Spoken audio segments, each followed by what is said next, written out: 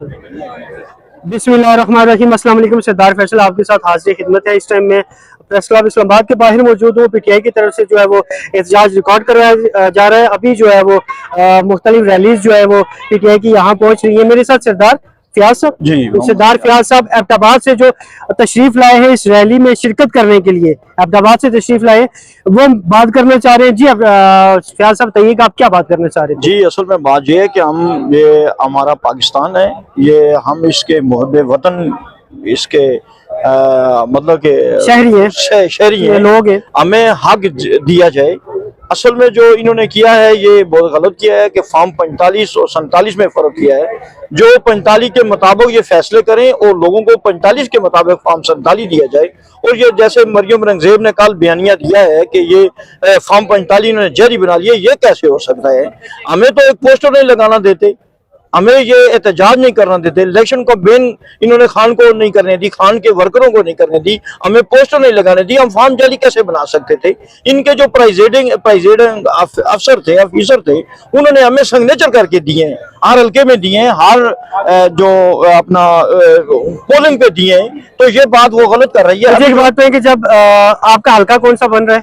ये 16 है, 16 उसमें पीटीआई के कौन से कैंडिडेट थे? अली असगर साहब। अली असगर साहब, मुझे ये बताइएगा कि जब वोट पोल हो रहे थे जी, तो आप वहाँ मौजूद थे? जी जी, मैं मौजूद था वहाँ। कोई चीज आपने ऐसी देखी वहाँ जो आपको लगता है कि यार जिससे आपको लगा हो कि वाकई धांधली हो रही है? सरदार साहब अल्हम्दुलिल्लाह हमारे हजारे में नहीं हुई है, हजारे में बड़ी ईमानदारी से उन्होंने की। ये नहीं कि मेरी जमात जीती है, पीटीआई जीती है और मैं कह रहा हूँ नहीं, अल्हम्दुलिल्लाह वहाँ सही हुए ये पोलिंग और फॉर्म 45 के मुताबिक फैसले हुए। थोड़ा सा उन्होंने किया है, आरओ साहब ने किया है 12 बजे रात, लेकिन हमने एहतजाज किया है, मांगे हैं, तो अल्हम्दुलिल्लाह हमारे जो रिजल्ट सही निकले हैं, अल्हम्दुलिल्लाह ज़ारा सही है। लेकिन मैं पूरे पाकिस्तान की बात कर रहा हूँ, ये पूरा पाकिस्तान हमारा मुल्क है, हम इसके शहरी हैं, इनको हक दिया जाए, वोटर की वोट को न चुराया जाए, उनको हक दिया जाए, ताकि ये पाकिस्तान अभी ये तजाजों का, ये जलसे जुलूस, ये रैलियों का मुतामुल नहीं है, ये इसकी मशीयत पहले से डाउन हो चुकी है। प्लीज इसके साथ जो कर रहे हैं ये ज्यादती कर रहे हैं, ये हुबली वतन का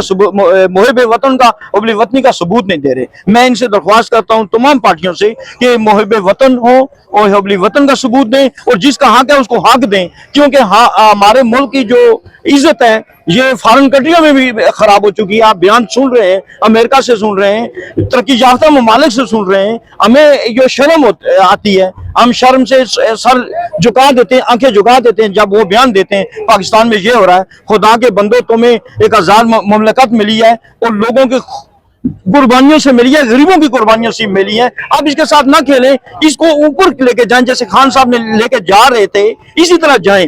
क्यों आप जल रहे हैं? आप मेहरबानी करें, मैं नवाज शरीफ साहब से, जरदारी साहब से और अपनी जो तमाम पाकिस्तान के जो ब्यूरोक्रेट्स हैं उनसे दरख्वास्त करता हूं कि इसके मुल्क के साथ खेलवाड़ न खेलें और इसको मेहरबानी करके अवाम को अवाम की राय के मुताबिक दें फैसला। एक सवाल मैं आपसे पूछने लगा, एक ईमानदारी से एक बात का जवाब दीजिएगा कि हजारा एबटाबाद जो 2 डिवीजन है, इसकी 2 डिस्ट्रिक्ट हैं या एक है? इसका ये एबटाबाद खुद भी एक एबटाबाद है जी, और हरीपुर है और मनसेर है। अच्छा, 3 हजारा के डिवीजन, हजारा के 3 जी।